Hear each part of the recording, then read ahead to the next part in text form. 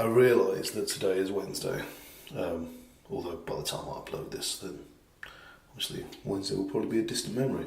But and that therefore you would be expecting an update video because you've been keeping track of these videos and you understand how the schedule works now.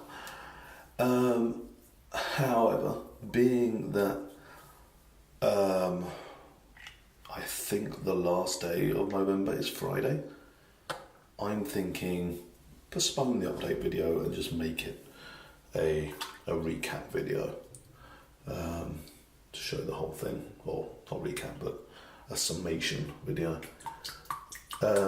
So instead I need a different topic, and all morning I have had stuck in my head that smell by Lynyrd Skynyrd. And if you know the song,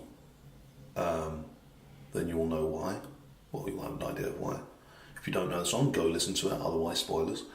And the main reason for that is because last night I got in, so I tend to do my videos and that kind of thing overnight, sort of like between midnight and 3 in the morning time tonight, because I go into my parents' office. So my studio where I do voice work and video editing and all that kind of thing is in my dad's now warehouse and office, and instead of going in there when people are working doing real jobs, I go in there when it's empty and I can do what I want, make as much noise as I need to, and I know that if the internet's not working well, it's because we just have bad internet, not because anyone's hogging the line. Not that anyone would hog the line there, but anyway. So, so get back at 3, 4 in the morning, get into bed, and it turns out my sheets have been changed, which is nice. However, they've been changed with some sheets, or rather with, that sounds a bit, a duvet and a pillow, that my mum used to use. No, not duvet. Duvet and a sheet, yeah. Either way. With linens that my mum used to use whilst ill. And the thing is, if you have a completely bedridden person, then their bedclothes do not smell good. You'll find that a lot of them will smell a lot of poo. And so, I mean, it's not a pleasant smell in the first place. And obviously it's one that's going to remind me of my mother. And not just on my mother, on her worst days. That is, emotionally worst days.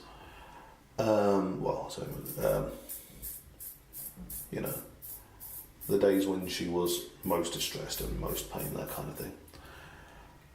But it was like 4 in the morning, so I'm not going to start barging in spaces and getting out sheets or anything like that.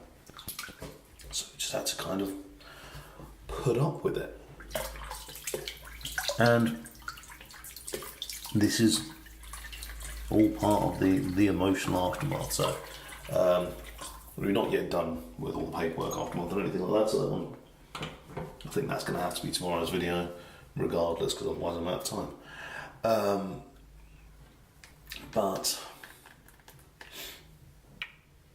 yeah, this is one of these things that people often say that grief comes in waves, and that's kind of why there will be things that suddenly appear in your life that you weren't expecting to, and they're going to make you confront that memory again. And yeah, that's what it is. Now, for me, the grief wasn't so bad.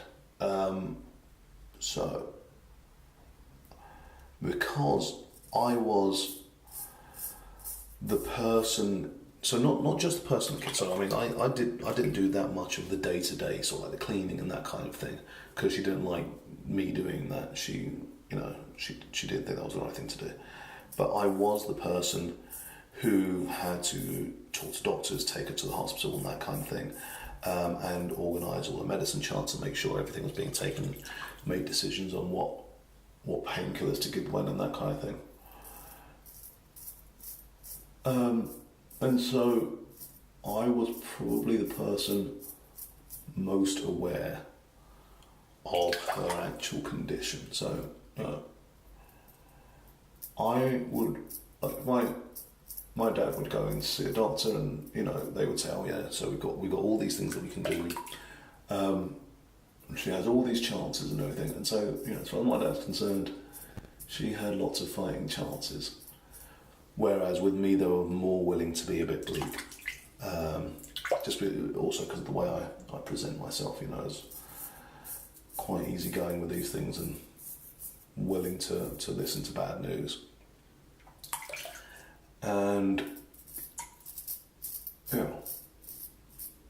and so I had those conversations with the doctors, when we were told, when we asked if there was a way we'd be able to get one on to Colombia when she was alive. They said, well, I'm not sure about that. And then later on in the hallways, the oncologist across me, we happened to pass each other, and she stopped and says, oh, can we have a quick chat?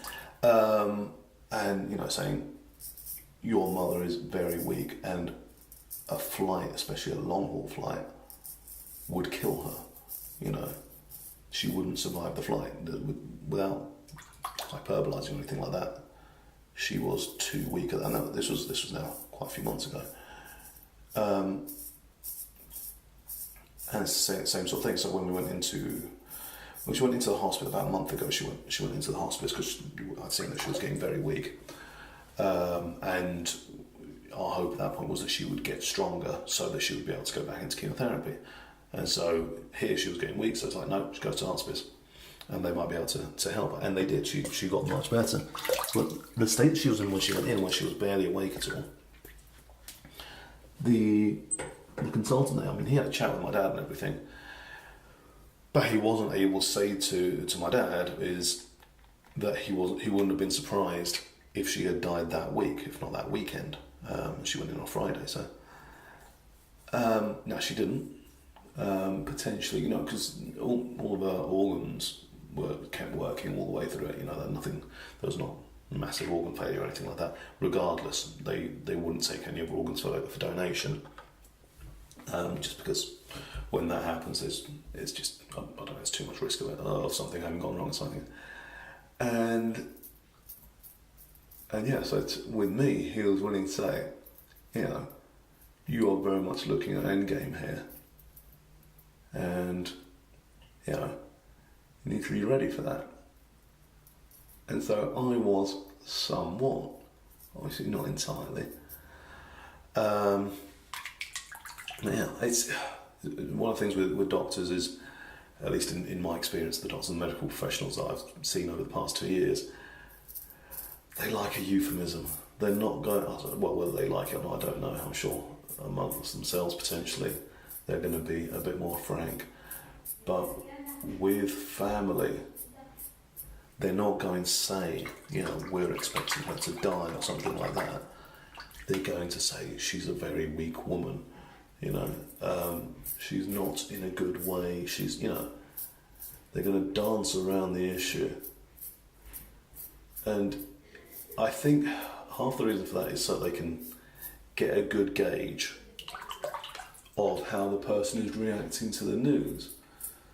So, if somebody's going to take that as meaning she's unwell but we can do things to fix her, then they will, say, okay, these are your options if you wanted to try and get through this and out the other side.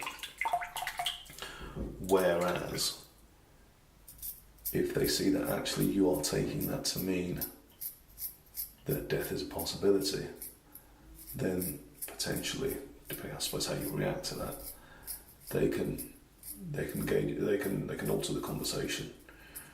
And for me, once again, I think it was yesterday I was talking about about the importance of double think for confidence. And actually, I think double think is important for so many things. And in this situation, I think it really helped me that I have had that mindset for so many years, where I'm able to quite happily compartmentalise and have in my head at the same time the one thought that she will get better because we have these options, because we have things that we can do, because she's got cancer in her hip and there's nothing that can kill you in your hip. You know, if it was like lung cancer or something like that, brilliant, your lung fails and, you know, you die. Similarly, kidneys, livers, all that kind of thing. You know, if they fail, you die. And therefore, a cancer there can actively kill you. However, a cancer in your hip can't actively kill you. It can, however, do siege tactics effectively. It can just wear you down. It can just drain resources until the body's just got nothing left to work with. And so equally, I was aware that effectively any moment, any day, any week could be my mum's last. And, you know, I mean, I tried to get that across to her without being too big, because she did not like the idea of death. You know, I'm sure nobody really does, but she certainly wasn't the type to have long conversations about plans for death and things like that. So, you know, we had to get that information out of her wherever we could, you know, so just eke it out. Try and make it fit into other conversations and things like that. So, for instance, I know about what she would want for her funeral arrangements because she once had a dream about having had a funeral. And so one to calm her down was just to talk over that dream with her, and then fit into that as well. Okay, so what would you like as a funeral? And that kind of, what would you want to happen? And that kind of thing, and just make it a different conversation. And that's what it was. So yeah, it was easier for me personally to cope with it in that way. Obviously, it was actually in the moment that it happened that it was hardest for me, where I didn't cry, but I did lose control of my face. And I know I would say that crying is what happens when you don't have control. When you should have control and you don't have control. And I think that's the difference, where, you know, feeling like I don't have control in that situation was a very emotional thing, and once I was able to think about it rationally, then, you know, I'm aware that, well, this was always going to happen, and sort of it comes out, and, you know, and that goes away, and you know, obviously potentially down the line, things were going to come up that potentially will make me think differently, but for the moment, that's where I am. Conversely, my dad, he's, what's going to say, the doctors have always been far cagier around him, so, you know, I'm sure he was aware that things could go very wrong. Whether he was willing to confront that, I don't know. But conveniently, he got himself very, very drunk on the night of her death. That is the night after she died. So I remember my old school friends, who I had been planning to meet up with them at St Mark, we didn't. Well, they did, but I didn't. I sort of said to them, you know, come on over, and they was like, oh, are you sure? You know, wouldn't that be interfering and that kind of thing? And they get over, and suddenly my dad's there, and he's hugging them, and he's crying, and he's kissing them, and, you know, previously at best he would have, you know, shaken a hand or something like that. He's not a particularly emotional person, and yet suddenly he was, and he was absolutely leathered.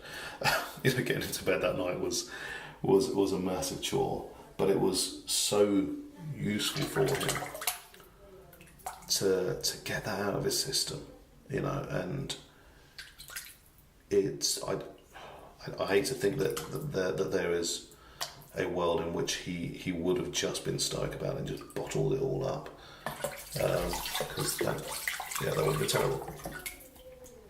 So, you know, the grief has to happen in different ways, and you know, and everyone, you know, even people that I don't know. I've been getting offers from people in the choir who obviously never met my mum, or if they did, you know, was sort of half seeing her at the Epping Real Ale Festival, or at the concert, or somewhere else where she happened to be, where we were performing or something. Not that obviously she got to see me perform all that much, because most of my time in the choir has been while she was ill. But yeah, and they were saying, you know, if you want us to come to the funeral, which obviously it's a fantastic sentiment.